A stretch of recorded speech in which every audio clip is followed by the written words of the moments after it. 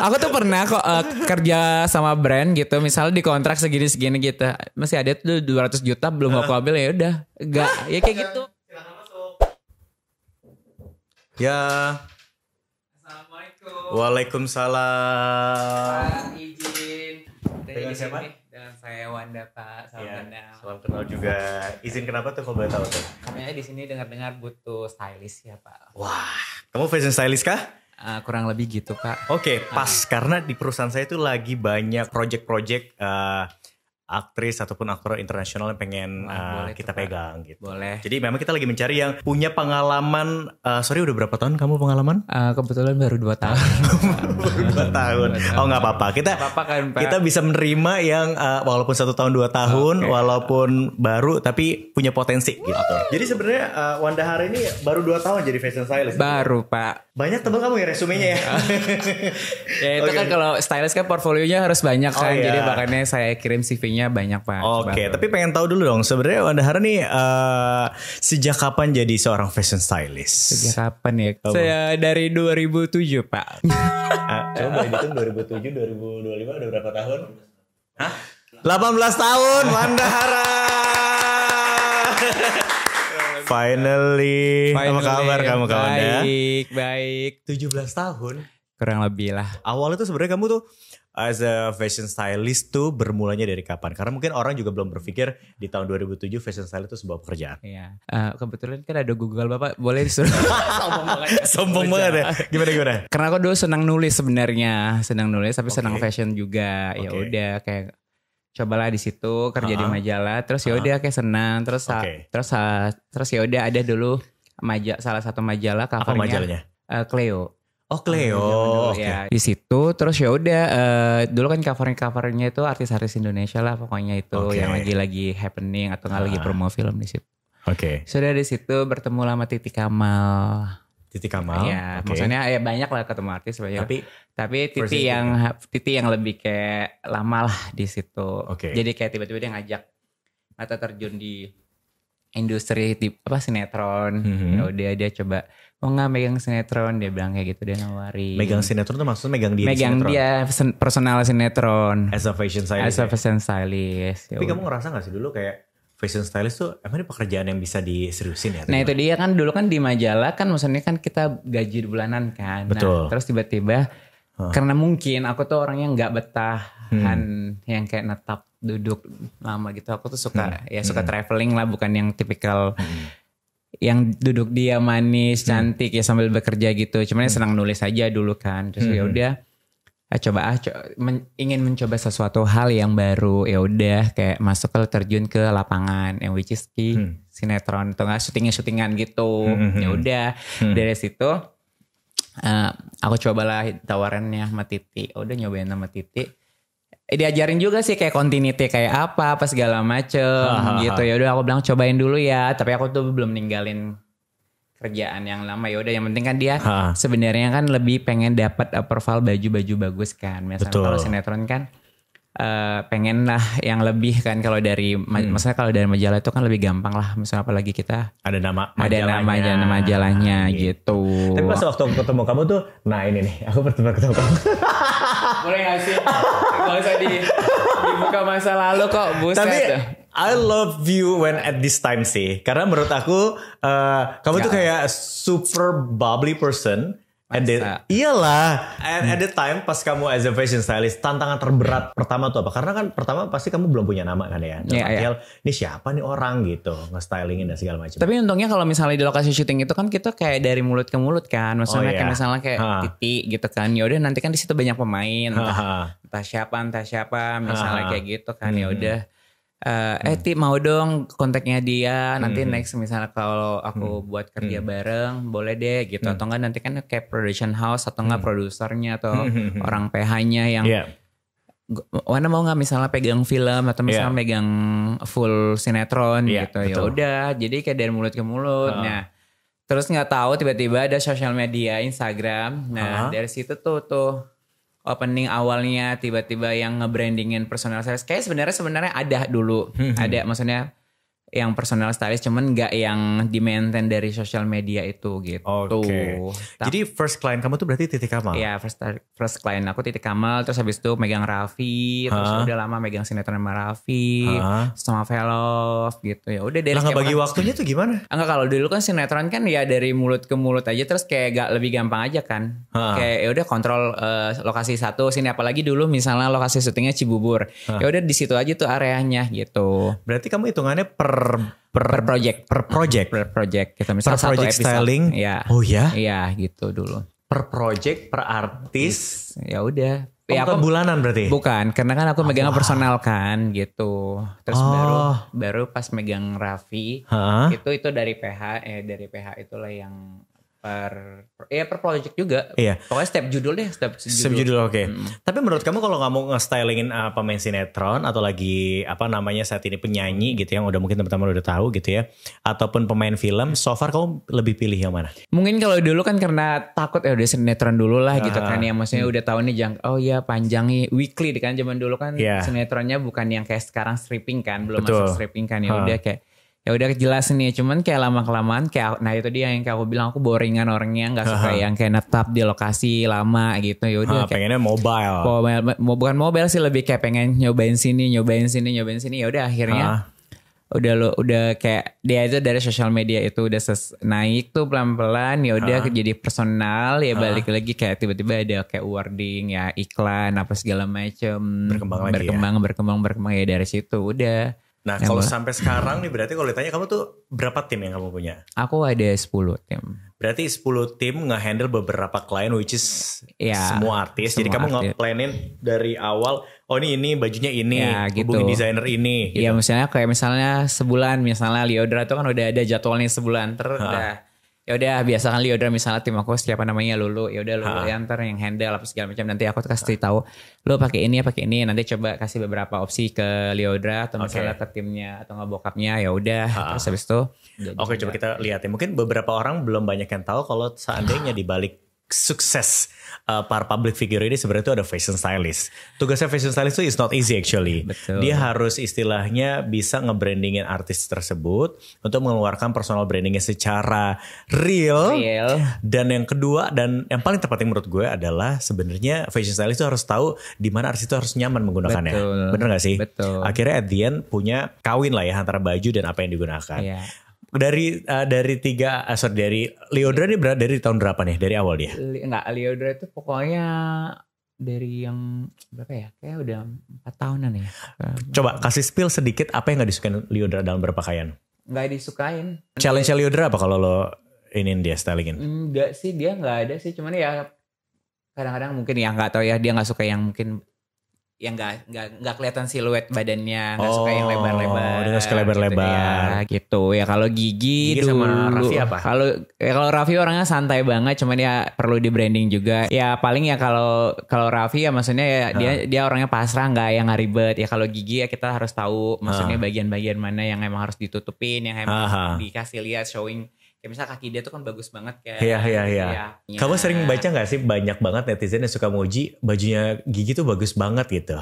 Simple, elegan, tapi sejujurnya kayak kalau dia itu emang suka shopping kan, jadi ya kita bareng-bareng shopping, ya udah.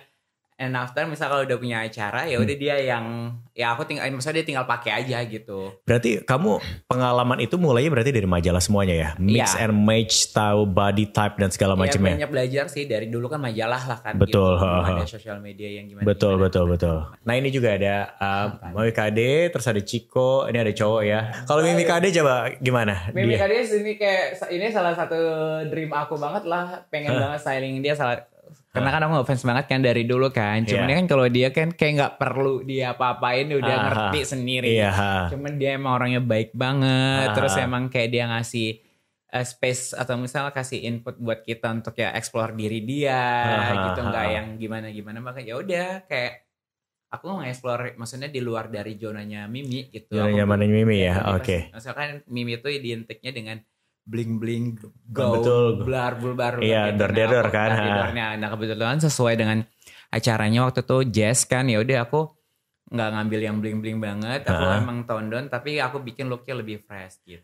Tapi ada gak sih misalkan ya pengalaman dari yang kamu lakuin ya sama beberapa nama besar. Mereka tuh lumayan cukup pengen kayak gini, tapi ternyata sebenarnya buat kamu tuh kayaknya nggak agak off gitu. Cukup ini gak? Cukup bersuara. Cukup bersuara gak? Karena gini ya, balik lagi. Aku sih bukan gak mau bersuara. Karena kan dan pada endingnya nanti bakalan mereka kan yang akan tampil kan. Aku tuh gimana caranya membuat mood dan mereka lebih pede lagi sih gitu. Oh, biar kamu posisinya tuh lebih... Aku lebih ke positif aja sih. Jangan bikin mereka jadi down gitu. Kayak kadang-kadang kan kita gak boleh egois kan ya. Walaupun maksudnya ada dua sisi nih yang harus diambil dari stylist gitu. Lo mau aneh sekalian diomongin jadi heboh atau enggak, ya lo mau aman nih, ya udah bagus aja tapi tetap cantik gitu. Oke. Karena ada dua kan, ya udah gue sekalian gilain aja misalnya gitu, ya udah kan jadi omongan gitu. Itu kan ada nggak artis yang kamu pegang yang model kayak gitu? Udah bikin gempa? Nggak ada ya? Ada sih, so far sih maksudnya mereka sih asik-asik aja sih, baik enggak. Maksudnya aku tukar pikiran aja, aku juga nggak mau egois karena kan aku emang mungkin aku tahu nih yang styling kan, cuman kan yang pada akhirnya yang pakai kan mereka gitu. Setuju. Nah kalau cowok nih, menurut kamu lebih gampang atau lebih sulit sebenarnya stylingnya? Sebenarnya cowok tuh lebih sulit sih sebenarnya. Setuju kayaknya ya.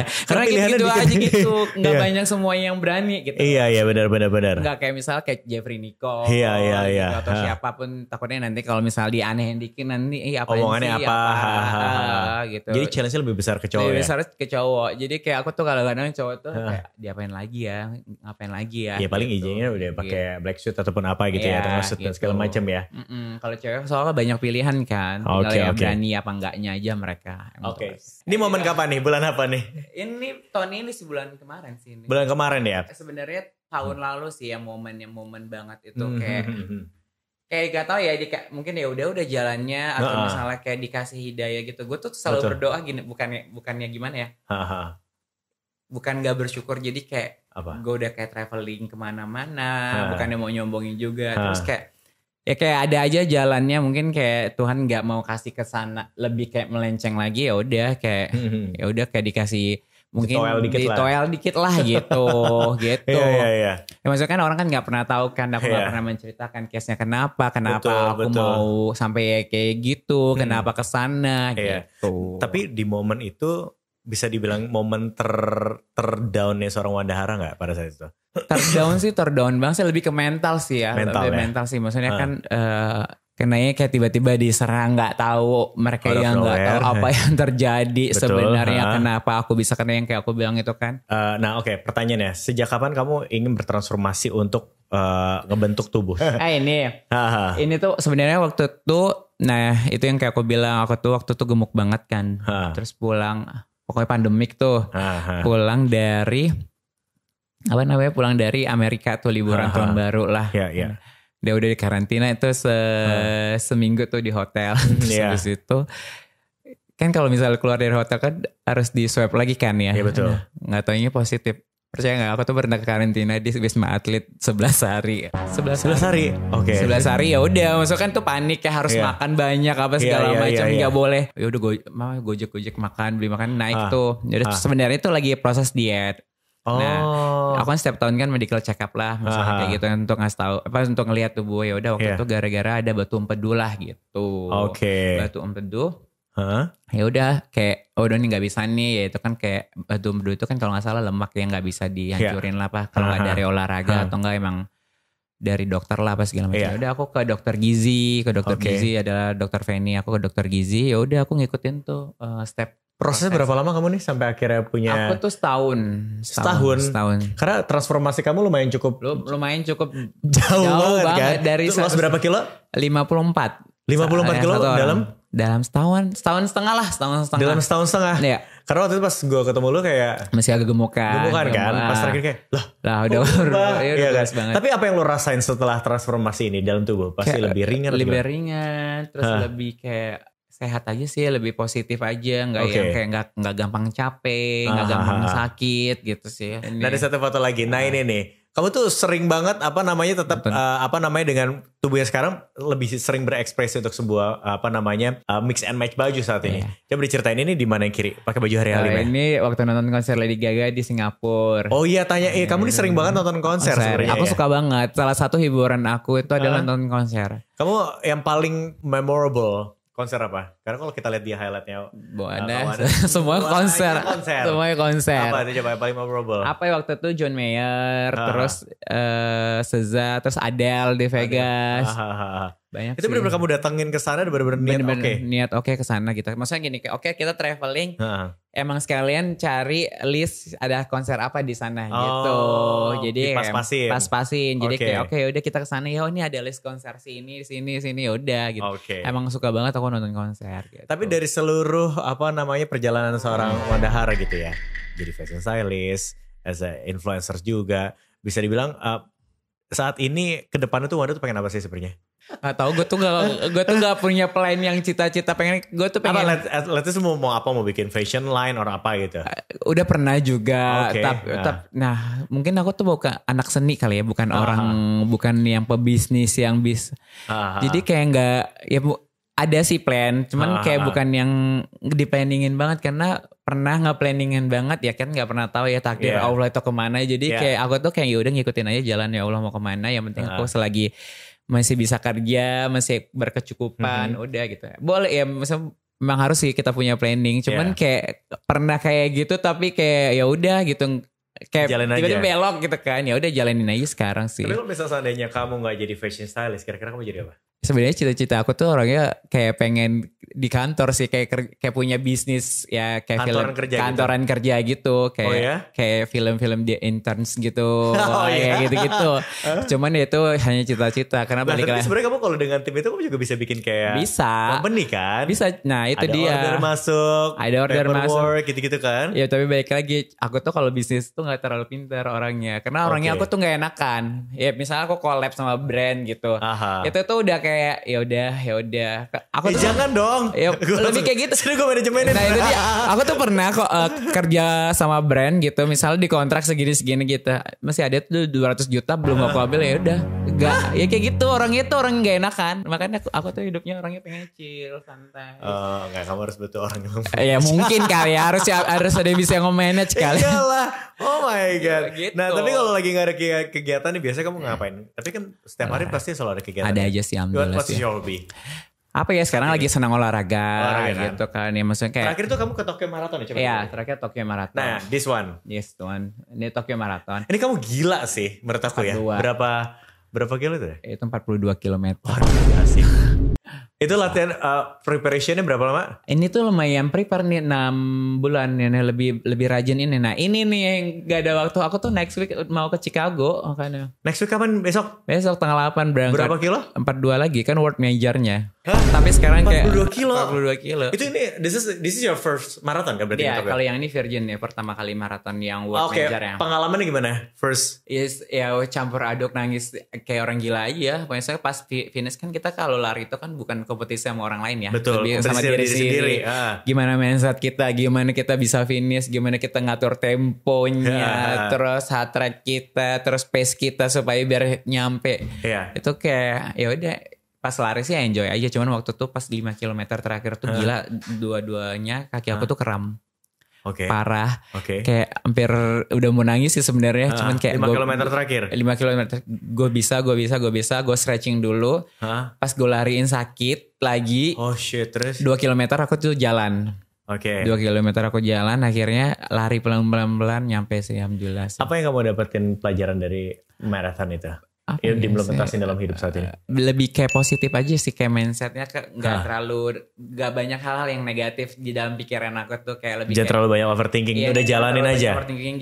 Finish akan ada di sana gitu ya. Iya, terus kayak udah, kayak kasar kita nikmatin prosesnya hidup ya. Emang kita ada tujuannya, tapi ya udah, tapi itu kita nikmatin prosesnya. Yang proses itu kan yang enak kan gitu. Jadi ya kayak lari itu. Iya. Kayak lari kan kayak gitu kan. Karena kan ya kita kan kadang-kadang boleh punya apa sih namanya tujuan gitu kan, tapi kan kayak nggak timelinenya mau iya, segini, tapi kan ternyata dia 5 kilometer terakhir nggak ada yang tahu gitu kan, tiba-tiba lo keram. Ya itu kayak hidup kan, iya. Tiba-tiba keram apa segala macam. Padahal lo sebenarnya finish line ada di depan ya. Ada. Kalau mau terusin ya sebenarnya udah ada gitu ya. Ada gitu. Nggak boleh berhenti. Nggak boleh berhenti, ya udah. Ya sampai pokoknya cut offnya tuh ya. Harus diselesain, maksudnya siap nggak siap ya lo harus selesain gitu. Ya itu hidup banget sih sebenarnya. Ya kan, ya itu yang aku pelajarin dari lari ya itu salah satu. Tapi gue sadar dari setiap yang lo share ke gue gitu ya, dari perjalanan lo sering keluar negeri, and then lo suka styling, lo ketemu banyak orang, lo nggak suka rutinitas, lo suka explore, nonton konser dan segala macam. Lo sadar nggak bahwa ternyata yang lo pengenin tuh saat ini tuh lebih ke cari apa sebenarnya? Cari lebih ke hal baru, kayaknya lu juga semuanya udah. Iya kan ya, sampai kayak lu maraton pun lu ya karena aku suka traveling kan ya, salah satu olahraga yang emang ngebawa kita traveling itu maraton, ya udah. Jadi berarti next nih lu bakalan maraton di Chicago juga. Di nanti pokoknya setahun 2 kali karena kita bukan atlet kebetulan. Ya udah kita mungkin kita ada kontrak aja, jadi kayak setahun depan 2 lagi, mungkin nextnya London. Kan ada London terus Berlin. Habis itu New York atau ya pokoknya dan selanjutnya gitu ya. Oke, kita masuk ke segmen 4 ini challenge. Ini simpel banget, pernah atau enggak. Pertanyaan pertama adalah pernah atau enggak ketemu sama klien yang request style tapi kamu ngerasa itu enggak banget stylenya? Nggak pernah sih, karena aku kalau misalnya sebelum ketemu kan aku lihat dulu, terus ya udah aku nyesuaiin sama diri mereka looknya, terus nanti kita diskus bareng-bareng. Pernah nggak kamu nolak klien? Pernah. Oke, pertanyaan kedua, pernah atau enggak mikirin dan buka lagi foto-foto kamu zaman dulu dan bandingin fashionnya sama kamu sekarang? Enggak sih, enggak kepengen lagi buka-buka zaman dulu. Kenapa? Kemarin habis 2 minggu yang lain aku archive foto-foto kayak nggak tahu ya, gue tuh kemarin. Apaan sih gitu? Iya, bukan apaan sih, kayak lebih kayak oh iya benar ya, maksudnya kayak di balik itu tuh ada hikmahnya semua sih gitu. Kayak, gue tuh udah nggak mikir yang gimana banget. Jadi kayak udahlah, udah selesai lah, udah kayak yang baru aja. Setuju gitu. Gue ya. Setuju. Pertanyaan ketiga, pernah atau enggak diminta gaya fashion yang kamu sendiri ngerasa itu susah direalisasikan? Enggak sih. Selalu bisa aja. Selalu bisa direalisasikan. Apalagi kalau lo ngerjain komersil tuh harus bisa kayak Roro Jonggrang. Betul. Setuju gue. Pertanyaan keempat, pernah atau enggak lari atau jogging cuma 10 menit tapi tag konten sampai berjam-jam? Enggak pernah. Gue tuh paling gak bisa yang konten-konten itu. Pernah. Fotonya tuh itu dikasih orang. Iya. Dari orang-orang itu. Gue tuh paling jarang banget untuk lari berkonten. Tapi sebentar, kalau lo foto-foto segala macam itu berarti motoin siapa? Ada kan yang selain lari, kalau lo activity apa yang motoin siapa, tim lo berarti? Enggak, ada tim.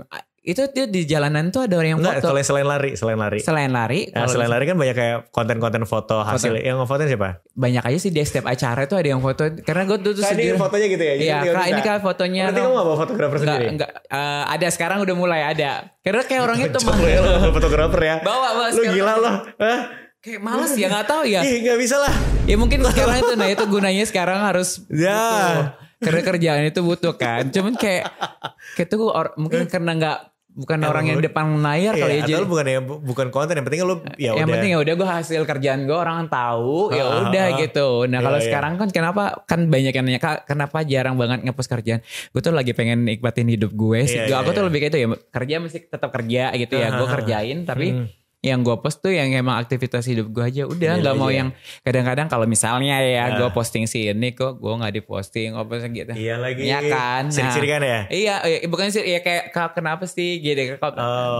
Jadi kayak gue kayak serba salah gitu. Ya udah gue mau posting diri gue aja. Oke, pertanyaan selanjutnya terakhir nih, pernah atau enggak ngasih tips soal berbusana yang baik dan benar tapi kamu sendiri acuh sama penampilan kamu? Enggak sih, kebetulan kan emang aku nge-branding diri aku kan orangnya nggak ribetan kan. Iya. Tergantung acara juga. Jadi ya kalau ngasih tips kan mereka, oh iya kamu aja juga balik lagi kan gayanya juga simpel gitu. Karena aku tuh bukan yang aneh-aneh kan. Kalau dilihat untuk nge-stylingan orang kan gitu. Oke, terakhir pesan-pesan buat teman-teman yang pengen mulai jadi seorang fashion stylist. Kira-kira tips apa dari seorang Wandahara untuk memulai karir tersebut? Ini masih banyak teman-teman di luar sana. Apa ya tips dari aku, pokoknya suka dulu.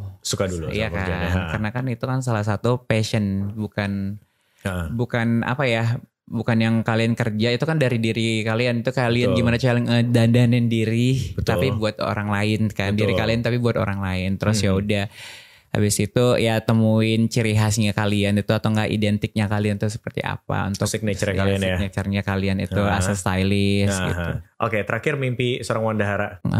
Pengen nge-stylingin siapa orang luar? Ya sih pengennya kalau misalnya luar sih pengen banget ya siapapun itu ya. Siapa kira-kira yang di top of mind lo kira-kira? Top of mind gue sekarang adalah Jennie Blackpink.